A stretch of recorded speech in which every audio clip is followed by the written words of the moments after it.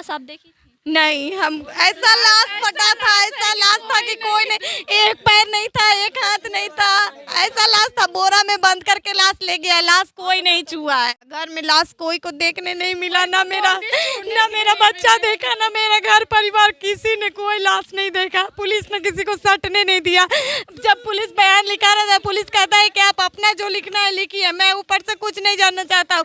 मेरे ऊपर भी तो जवाब आएगा, मैं क्या जवाब दूंगा, मेरे ऊपर भी तो जवाब आएगा। फोन पे धमकी दिया था कि नहीं जाएगा तो तुमको तुम्हारी बीवी के साथ सुता रहेगा तो घर से उठा करके ले जाएंगे और 1 सप्ताह के अंदर मार देंगे। अवैध बालू खनन हो रहा था, जिसके वजह से वो जाना नहीं चाहते थे, फिर भी उनको ज़बरदस्ती आकर के घर से उठा करके ले जाता था। बाहर बैठे रहते थे चचा ससुर, उनके गेट पर से भी उठा करके हमेशा ले जाता था।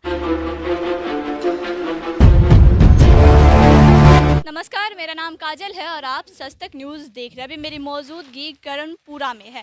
यहाँ बीते 8 तारीख को एक पोकलेन ऑपरेटर को डंपर से कुचल के मार दिया गया था। यहाँ के लोगों का ऐसा आरोप है कि वो एक्सीडेंट नहीं बल्कि मर्डर है। अभी हमारे साथ उनकी माता, वाइफ और उनकी दादी मौजूद हैं। हम पहले उनकी वाइफ से बात करेंगे। 8 तारीख के दिन क्या हुआ था? 8 तारीख के दिन वो ड्यूटी जाना नहीं चाह रहे थे और उनको ज़बरदस्ती ड्यूटी पर बुलाया गया था। उनका एक ऑपरेटर, दूसरा ऑपरेटर वहाँ रहता था, संजीव कुमार, वो फ़ोन कर रहा था, और विकास कुमार, दोनों सबका फ़ोन आ रहा था। मेरे सामने वो स्पीकर ऑन करके बात किए थे। सब उनको ड्यूटी पर ज़बरदस्ती बुला रहा था। फिर वो ड्यूटी जाने के लिए तैयार हो गए। विकास कुमार गेट पर आया, जैसे रोज़ आते थे वैसे ही बुलेट लेकर के आए और विकास कुमार मेरे पति को लेकर के गए। करीबन 6 बजे लेकर के सब लोग गए। उसके बाद 8 जाने के बाद, ड्यूटी जाने के बाद उन्होंने मुझे फ़ोन किया कि मैं पहुंच गया हूं ठीक से, सही से, और वो काम कर रहे थे। 8 बजे तक मुझे उनसे बात हुई। उसके बाद उनका मोबाइल स्विच ऑफ आने लगा। उसके बाद 9 बजे करीब मेरे चचा ससुर के मोबाइल पर फ़ोन आया है कि एक्सीडेंट हो गया।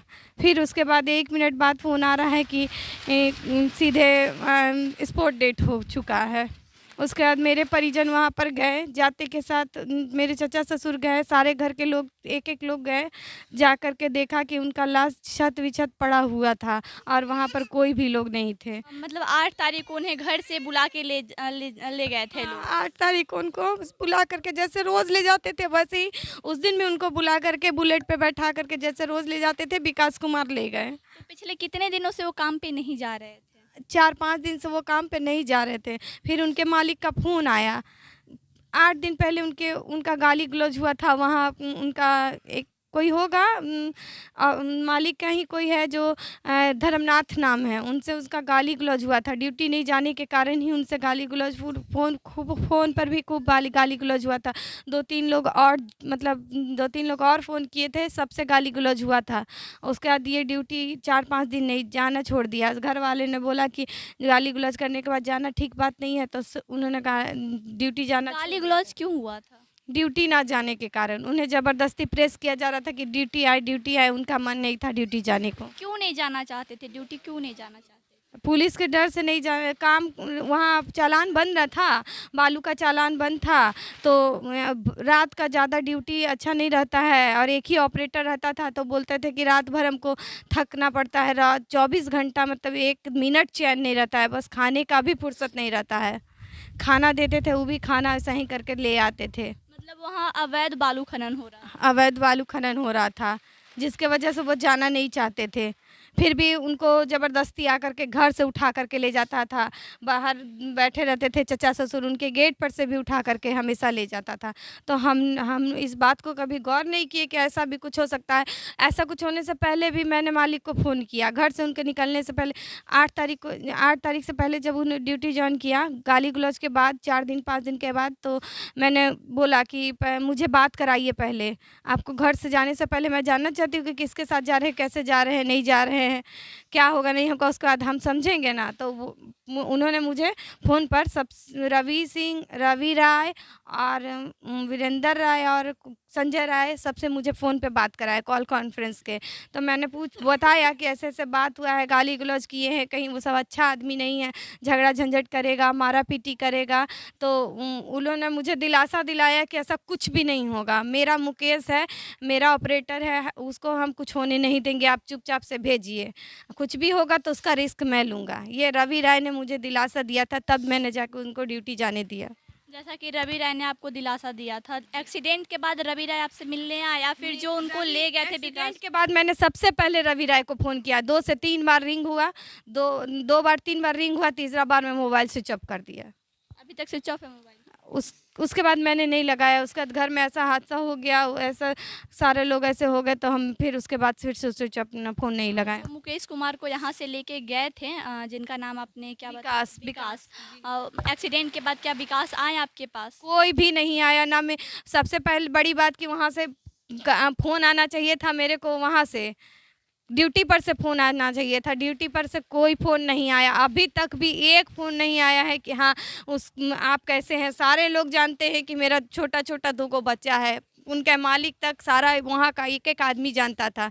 लेकिन अभी तक मेरे से मिलने कोई नहीं आया है। ना पुलिस का कोई एक्शन है, ना ना वहाँ का कोई एक्शन है। अभी तक मुझसे तो आप एफआईआर की थी? हाँ, एफआईआर के बाद पुलिस कोई एक्शन लिया या नहीं? कोई एक्शन नहीं लिया है अभी तक पुलिस। पुलिस क्या बोला? पुलिस बोलता है कि बम आपका दुश्मन रख दिया है। किस चीज़ में बम? किस चीज़ में ब्रिज था? थाना का और हाजीपुर थाना बम किस चीज़ में था? शरीर में शरीर में बम? दाह संस्कार के बाद 4 बम फूटा है, जिसमें पुलिस को बुलाया गया, पुलिस के सामने फूटा है। तो पुलिस जनता से पूछता है कि ये क्या है। दाह संस्कार करते समय शरीर से 4 बम? 4 बम फूटा, 2 पानी में गया, एक पुलिस के पास है, एक ये हमारे घर में कई लोग बरामद करके रखे हुए हैं। दाह संस्कार के बाद 4 बम फूटता है और पुलिस बोलती है, जनता से पूछती है कि आखिर ये क्या है?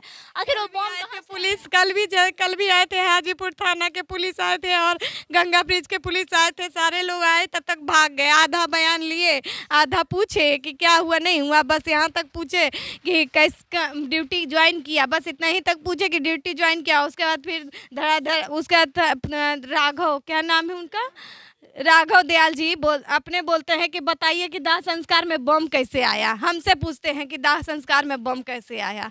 जब मेरा पति ड्यूटी में था तो ड्यूटी में पता करना चाहिए। मेरे घर में मर्डर होता तब ना हम कहते कि मेरा घर का दुश्मन रख दिया।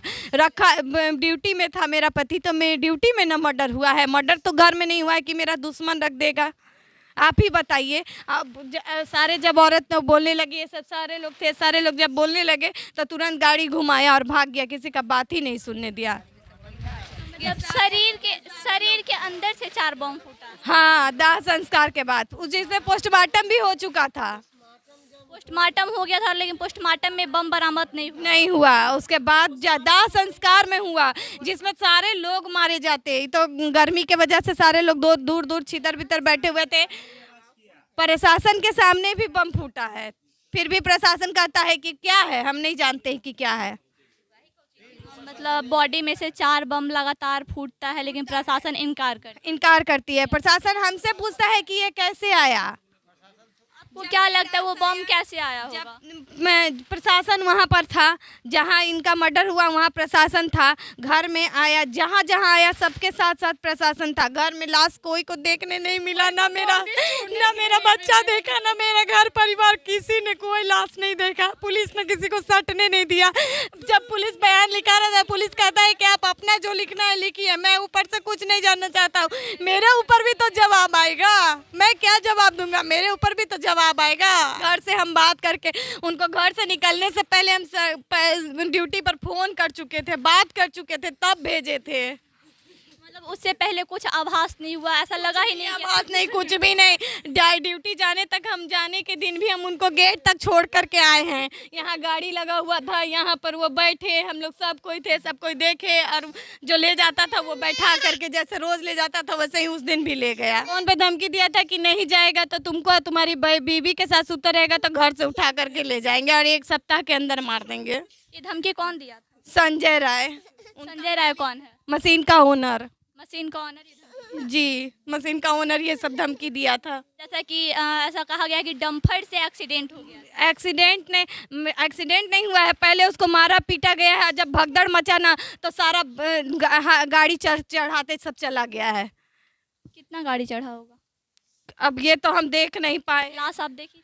नहीं, हम ऐसा लाश पटा था, ऐसा लाश था कि कोई नहीं, एक पैर नहीं था, एक हाथ नहीं था, ऐसा लाश था, बोरा में बंद करके लाश ले गया है, लाश कोई नहीं छुआ है। फोटो देखिए ना, फोटो देखिए, ऐसा लाश था कि हम लोग किसी ने देखा नहीं, एक बूंद पानी भी नहीं पिया। बम से विस्फोट करके उड़ा दिया। घर में रखा ही नहीं गया। प्रशासन जल्दी किया, प्रशासन को तो भागना था, जल्दी भागा, लेकर के भाग गया। और आज कहता है कि डाल दिया, दुश्मन डाल दिया। अरे घर में रहता तो समझते कि दुश्मन डाल दिया, ड्यूटी पे दुश्मन डालने गया था, घर में रोका नहीं। हम जब डालेंगे तो हम आप प्रशासन को बुलाएंगे।